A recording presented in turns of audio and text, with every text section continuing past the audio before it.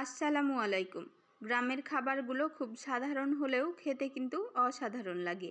আজকে আমি আপনাদের তৈরি করে দেখাবো গ্রাম্য স্টাইলে তেলাপিয়া মাছের ঝোল আর সজিনা দিয়ে আলু ভাজি। সজিনা দিয়ে আলু ভাজিটা বিভিন্নভাবেই মানুষ তৈরি করে থাকে, তবে আমার গ্রামে এটাই বেশি প্রচলিত। বেশি করে পেঁয়াজ, রসুন আর আদা নিয়েছি, এগুলোকে পাটায় ভালো মতো বেটে নিব। প্যানে নিয়েছি বেশি করে তেল আর আগে থেকে লবণ হলুদ দিয়ে ম্যারিনেট করে রাখা তেলাপিয়া মাছগুলো একটু বড় ছিল, এজন্য সময় নিয়ে আমি লাল লাল করে ভেজে নিয়েছি। এই সময় চুলার আঁচটা আমি লো টু মিডিয়ামে রেখেছিলাম। যখন মাছগুলো লাল লাল করে ভেজে নেওয়া হয়ে গেছে, তখন মাছগুলো উঠিয়ে নিচ্ছি। দেখে বুঝতেই পাচ্ছেন মাছগুলো আজকে কতটা চমৎকারভাবে ভেজে নেওয়া হয়েছে। এখন একটা মাছের মাথা ছিল, সেটাও আমি সময় ধরে লাল লাল করে ভেজে নিয়েছি। ভেজে নেওয়া হয়ে গেলে মাছের মাথাটা এখন আমি উঠিয়ে নিব। মাছ ভাজা তেলটা আমি প্যানে নিয়েছি। তেলটা গরম হয়ে আসলে দিয়ে দিচ্ছি পেঁয়াজ বাটা, রসুন আর আদা বাটা, যেটা আমি পাটায় বেটে নিয়েছিলাম।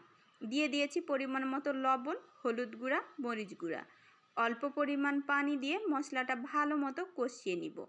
মশলাটা যত ভালোভাবে কষানো হবে, এই মাছের ঝোলটা কিন্তু খেতে ততটাই মজা হবে। যখন মশলাটা ভালোভাবে কষানো হয়ে গেছে আর তেলটাও ছেড়ে দিয়েছে মশলা থেকে, তখন দিয়ে দিয়েছিলাম পানি। তবে পানি দেওয়ার ভিডিওটুকু আমার কাছে স্কিপ হয়ে গেছে। যখন পানিটা ভালো মতো ফুটে গেছে, তখন দিয়ে দিচ্ছি ভেজে রাখা মাছগুলো দিয়ে আমি মিডিয়াম আঁচে 5 মিনিট মতো রান্না করে নিব।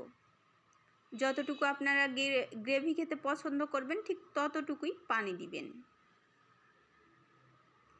যখন এক সাইড ভালো মতো রান্না হয়ে গেছে, তখন উল্টিয়ে দিয়েছি। দেখতেই পাচ্ছেন ঝোলের পরিমাণটা কমে আসছে। এখন দিয়ে দিচ্ছি তেলে রাখা জিরা গুঁড়া।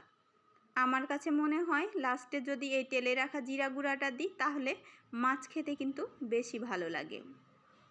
এই তো তৈরি হয়ে গেছে তেলাপিয়া মাছের ঝোল। খুবই সাধারণ একটি খাবার, কিন্তু খেতে কিন্তু অসাধারণ লাগে। আপনারাও একবার বাসায় ট্রাই করে দেখবেন, এটা কিন্তু খেতে খুবই মজা হয়। আপনারা হয়তো দেখে বুঝতেই পাচ্ছেন আজকের মাছ রান্নাটা কতটা লোভনীয় এবং কতটা চমৎকার হয়েছে।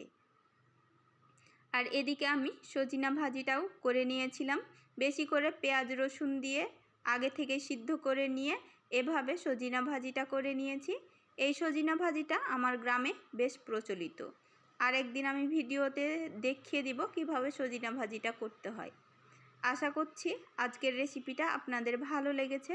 সবাই ভালো থাকবেন। আল্লাহ হাফেজ।